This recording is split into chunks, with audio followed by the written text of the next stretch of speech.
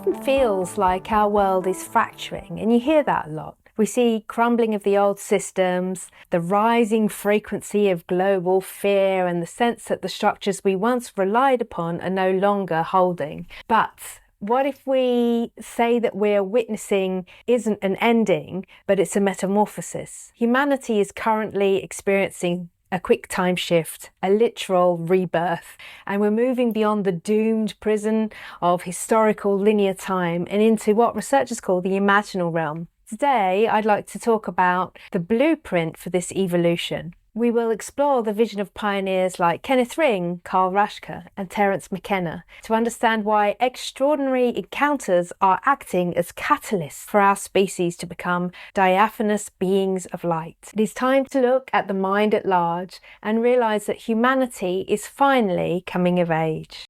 To understand this shift, we have to look at why our old ways of thinking must be dismantled. Philosopher Carl Raschke, someone that I have researched a bit in the past, used the famous phrase ultra-terrestrial agents of cultural deconstruction to describe phenomena like us seeing UFOs. And in this context, the deconstruction is a psychological and cultural tool. It's a process of dismantling our traditional human-centric assumptions to reveal the contradictions laying underneath. Raschke argues that these encounters, such as seeing UFOs, are designed to shock us out of our rigid, linear way of looking at the world and of being, and paving the way for a more fluid and open conception of our existence. Following this trail, ufologist Jacques Vallée views extraordinary encounters such as UFOs as a control system for human evolution. He suggests that with this, that these experiences are not mere anomalies but stimuli that are meant to confound us. By confronting our rational minds,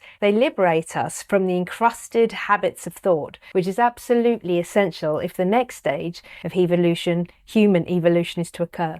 We're being nudged away from spiritual infantilization and towards a universal integrated spirituality. That's what he said.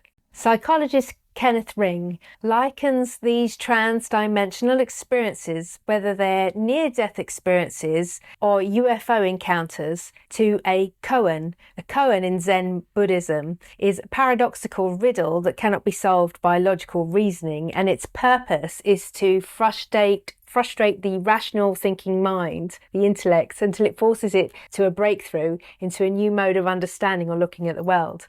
Kenneth Ring suggests that a single source of intelligence is using whatever openings it can to find and penetrate our collective mind and modify our basic ideas of how reality works. So these experiences, NDEs, UFOs, they're catalysts provided by what Professor of Philosophy Michael Grosso calls a mind at large to promote necessary insight into our true nature as spiritual beings. Whitley Strieber takes this even further, suggesting that higher dimensional beings are effectively midwifing our birth into the non-physical world. He believes the physical world is only a small instant of a much larger context, and that our current evolution involves the soul of our species separating from its purely physical anchorage. This brings us to one of the most provocative visions of our future. Ethnobotanist and mystic Terence McKenna agreed that we are undergoing some kind of evolution, a species-wide metamorphosis. He describes our current state as the monkey body, serving as the focal point for our self-image, a self-image currently trapped in a Gnostic universal prison of physical matter.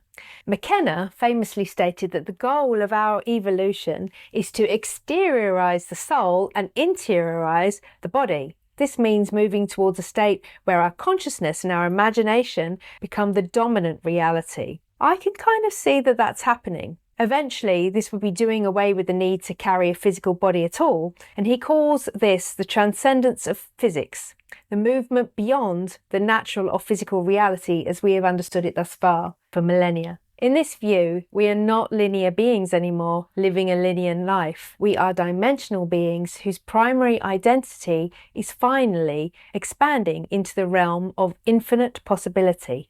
So, As these veils are lifted, Kenneth Ring predicts a flowering of our psychedelic potential. He isn't necessarily talking about substance use, but a natural innate human capability to experience reality in a vastly more interconnected way, decompartmentalized way. This shift leads us to our true home, the imaginal realm, and in this realm we can develop an imaginal vision. And this isn't just about imagining things, it's about a profound ability to apprehend and directly experience aspects of reality that are typically hidden from our ordinary five senses. Kenneth Ring, echoing the ancient Yoga Sutras, actually suggests that we're becoming diaphanous beings with bodies of light, and we're moving towards that state of Jivamukti, liberation, within this lifetime, he thinks, through the integration of our various states of consciousness. He thinks that we are learning to recognize that the extraterrestrial is in fact the human oversoul, a field generated by us that exists beyond the control of any institution or government.